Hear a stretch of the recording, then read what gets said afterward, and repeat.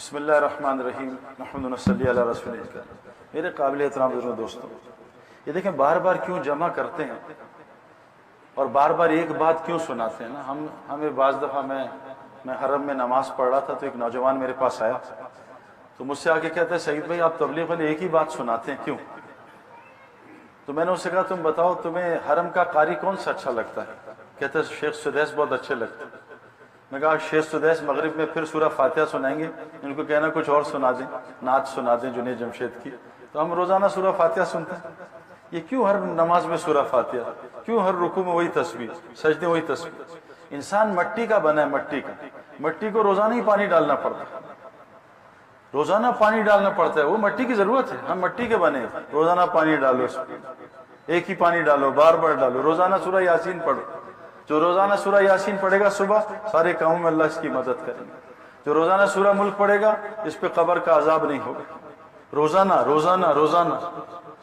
آج مسئلہ یہ دیکھو، اللہ نے حضرت محمد صلی اللہ علیہ وسلم کو جو اتنا اللہ سے کنیکٹڈ تھے کہ 24 گھنٹے آپ کا کنیکشن صرف ایک دفعہ اللہ سے کٹتا تھا جب آپ قضائے حاجت کے لیے جاتے تھے۔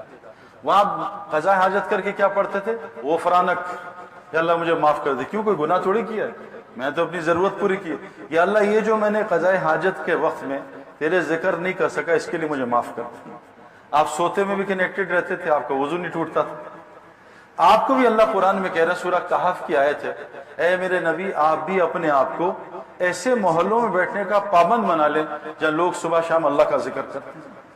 اللہ کے نبی کو بھی صبح شام بیٹھنے کا حکم ہے، تو ہمیں یہ سارا حکم ہمارے لیے ہے اور ہمیں فرمایا نبی کی اتباع کرو۔ آج ہم صبح شام کہاں ہوتے ہیں؟ صبح بستروں میں ہوتے ہیں اور شام کو کاروبار میں یا دکانوں میں ہوتے ہیں۔ تو اللہ کے نبی صلی اللہ علیہ وسلم فرمایا تم تھوڑی دیر فجر کے بعد، تھوڑی دیر عصر کے بعد اللہ کا ذکر کیا کرو، اللہ ساری ٹائم مینجمنٹ تمہاری اللہ ذمہ داری لے لے گا۔ 2 دفعہ کہا بس مجھے وقت دو، فجر کے بعد عصر کے بعد تھوڑی دیر میرا ذکر کر لو، میں سارے ٹائم مینجمنٹ کی ذمہ داری خود لیتا ہوں۔ آج مسلمان دیکھو ٹائم مینجمنٹ اس کی کتنی آؤٹ ہوئی ہے، کتنا پھنسا ہوا ہے دنیا۔ میرے پیارے دوست بزرگوں دیکھیں، یہ ایک نظام ہے اللہ کا، اس نظام کو سمجھنے کی ضرورت ہے۔ ایک دیہاتی آدمی کسی شہری آدمی کے گھر گیا تو شہری آدمی کے گھر میں 2 پورشن تھے، ایک پردہ لگا تھا، پیچھے اس کی فیملی تھی اور یہاں سامنے ڈرائنگ روم تھا جہاں لوگ بیٹھتے تھے مہمان۔ تو دیہاتی آدمی شہری آدمی کے پاس گیا تو شہری آدمی نے اس سے پوچھا کچھ کھائے گا؟ دیہاتی تھا، ہاں کہا بھوک لگی کھلا دو۔ اس نے کہا پہلے فروٹ کھاتے ہیں پھر مین کورس آئے گا۔ فروٹ اس نے آرڈر دیا، آواز دی بھائی فروٹ بھجوا دو، تو پردے کے نیچے سے ہاتھ آئے، فروٹ آ گیا، فروٹ کھا لیا اس نے۔ تھوڑی دیر بعد اس نے کہا بھائی کھانا بھجوا دو، تو پردے کے نیچے سے ہاتھ آئے، کھانا بھی آ گیا۔ پھر تھوڑی دیر بعد اس نے کہا کعبہ لے آؤ، پردے کے نیچے سے آئے، کعبہ بھی آ گیا۔ تو شہری آدمی نے کہا دیہاتی سے کہ اور کچھ؟ ان کا ایسا ایک پردہ مجھے بھی دلوا دے۔ تو پینڈو جو ہے پردہ لے کے چلے، ان کا لے لو۔ اس نے اپنے پنڈ میں جا کے پردہ لگا دیا، گاؤ پینڈو تمہیں اپنی کرامت دکھاؤ، اور پردہ لگا کے 500 آدمی بلا لیے۔ اب پردے کو آرڈر دیا لاؤ کا وہ فروٹ لاؤ، کوئی فروٹ نہیں آیا۔ ان کا کھانا کھلاؤ، کوئی کھانا نہیں آیا۔ اللہ کے واسطے ذلیل نہ کرو، کعبہ ہی پلا دو، کعبہ بھی نہیں آیا۔ سارے غیبی نظام چل رہا ہے جس کو آج مسلمان دیکھ نہیں پا رہے۔ ابھی ہمارے دوست وقار یونس ہمارے ایک ساتھی سے کہہ رہے تھے یار کہ سعید بھائی خوب دنیا کے مزے لے رہے، ادھر گھوم رہے ادھر گھوم رہے، ان کا پتہ نہیں کیا نظام چل رہا ہے۔ اور یہ جو نظام جو آج دنیا پھنسی ہے، میں اس میں پھنس کے 20 سال غرق ہو کے آ رہا ہوں اس نظام میں۔ مسلمانوں کا مسئلہ یہ ہے کہ وہ اللہ کی ماننے کو تیار نہیں۔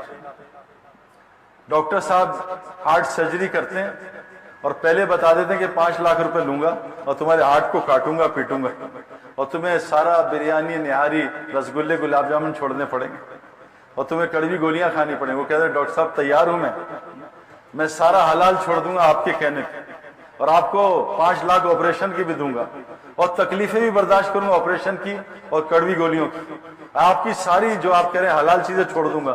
میرے پیارو ڈاکٹر کے کہنے پہ آج مسلمان حلال چھوڑنے کو تیار ہے، اللہ کے کہنے پہ آج مسلمان سے حرام نہیں چھوٹ رہا۔ ڈاکٹر کو فیس بھی دے رہے ہیں، ڈاکٹر کی کڑوی گولیاں بھی کھا رہے ہیں۔ میرے پیارو ایمان نیکی کرنے کو نہیں کہتے، صرف نیکی تو بہت چھوٹے ایمان سے ہو جاتی ہے۔ آپ خود جج کریں، آج مسلمانوں کی مسجدوں میں نماز پڑھنے والے زیادہ ہو گئے ہیں، مسلمان حج کرتا تھا 1,50,000. ایک آدمی نے ہمیں عرب نے بتایا کہ میرے باپ نے 1952 میں 2 آدمیوں کو طواف کرتے دیکھا تھا.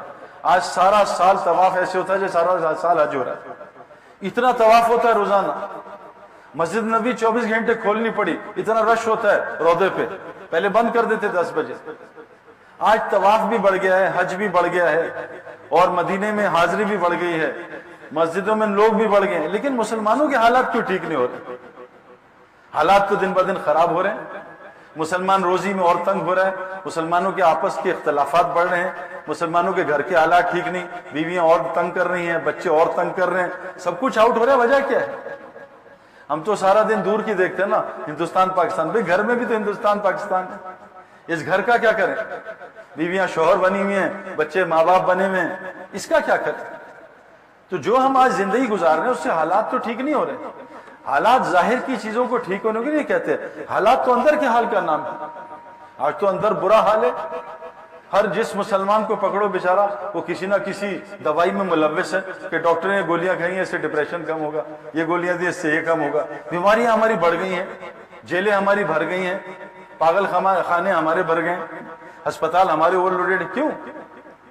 اس کی وجہ ہے میرے پیاروں کہ ہمیں اللہ تعالیٰ نے دنیا میں ایک ذمہ داری دے کے بھیجا ہے. ہمیں اللہ تعالیٰ نے ایک بڑے مقصد کے لیے بھیجا اور ہم نے اللہ کے پاس لوٹ کے آنا ہے.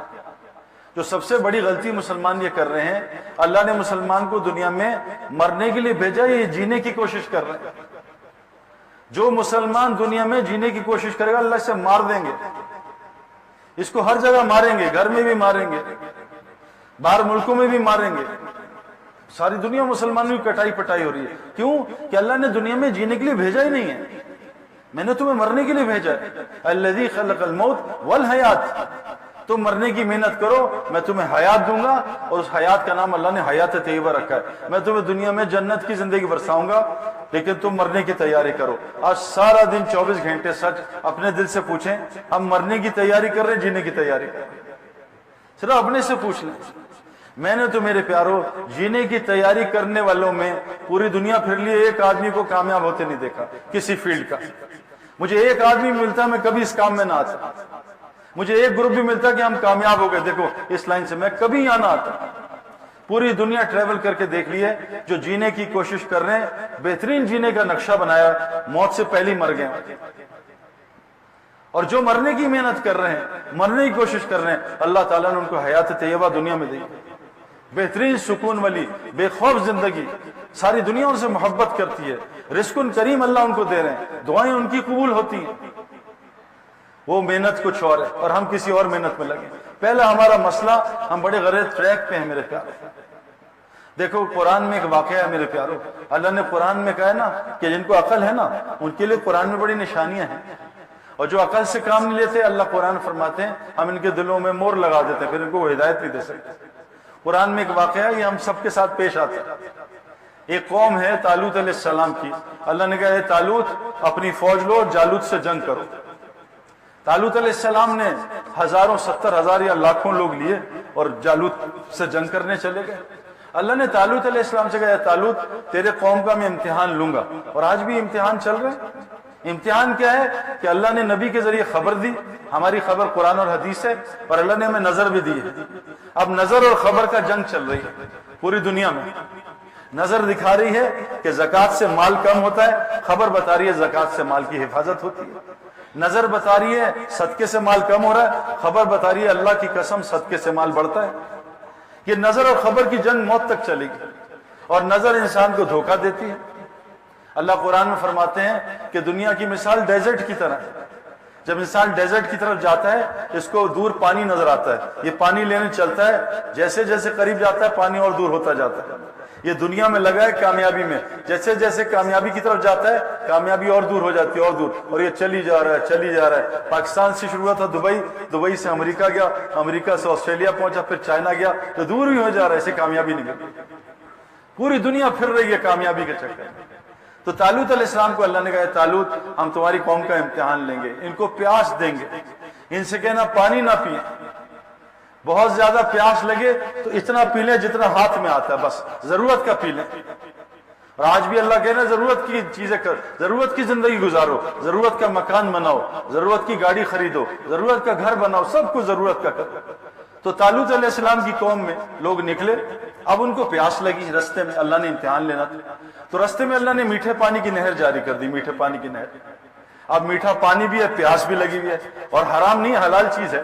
اللہ نے کہا پانی نہ پینا، بعضوں نے بالکل نہیں پیا، بعضوں نے بس مٹھی میں پیا، اور بہت سارے لوگ، صرف لاکھوں میں سے 313 نے نبی کی بات مانی۔ یہ اللہ کا عجیب نظام ہے، بہت تھوڑے لوگ آتے ہیں صحیح رستے پہ، صرف 313 نے نبی کی بات مانی، وہ کہا نہیں پیتے ہم پانی، بعضوں نے تھوڑا پی لیا، اور لاکھوں لوگ پانی پیتے رہے پیتے رہے پیتے رہے۔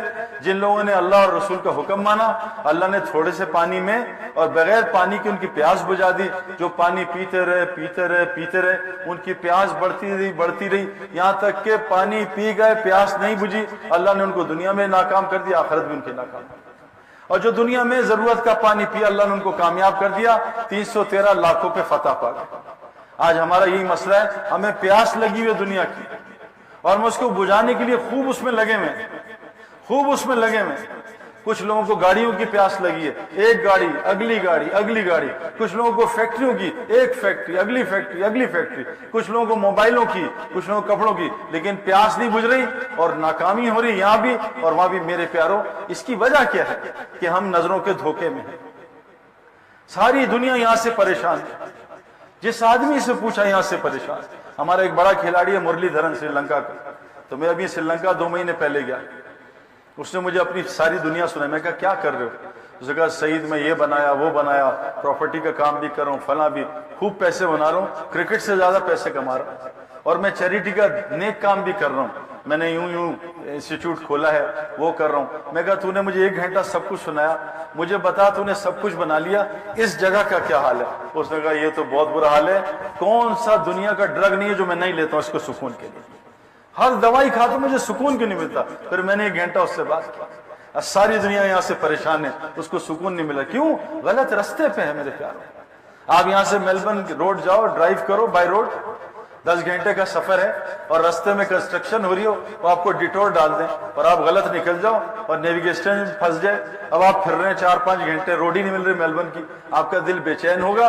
آج مسلمان کے ساتھ کیا ہوا؟